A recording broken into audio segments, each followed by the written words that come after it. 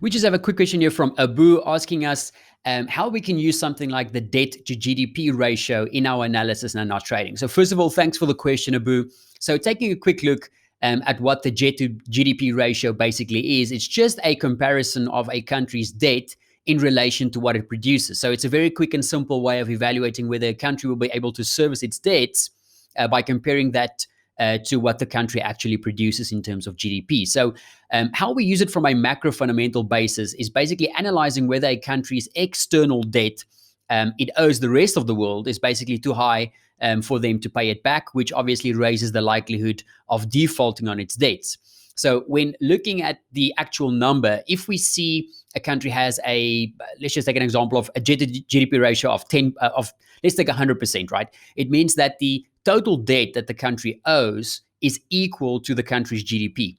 So in that very general sense, it would seem that any nation that has a ratio higher than 100% is at risk, but that's not really the case.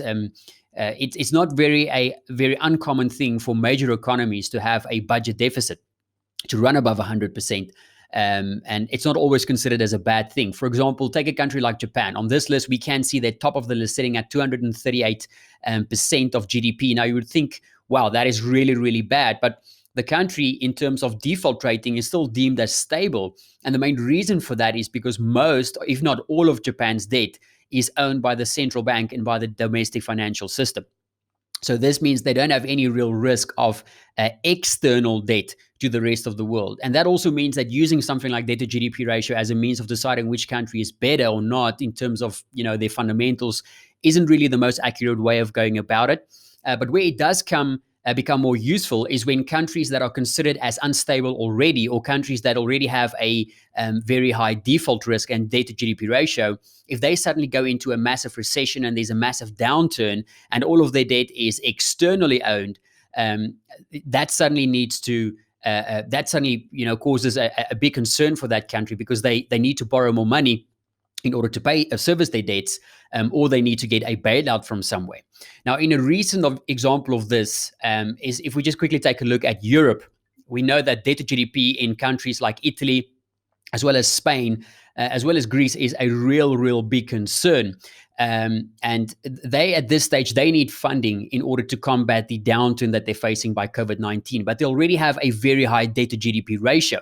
So if they borrow more money, they will increase the ratio, which will obviously increase the default risk that they have, which in turn causes investors to lose interest in buying their bonds, which in turn causes further stress because they can't raise money or enough money by selling their government bonds. So the only way that they can really get investors to buy their bonds is by increasing the yield for those bonds. But again, if they increase the yields for the bonds, it also means that they have to pay back all of those loans at much higher prices, which again then just further exacerbates that negative cycle. So when we know the market is focused on debt to GDP for a specific country and something happens that exacerbates those fears, that is more useful from a trading point of view than just using it as a basic hit list, if you want, as a rating for the country. So always make sure that when you look at something like debt to GDP, to make sure that it is something that the markets are focused on, know why it's a concern for them,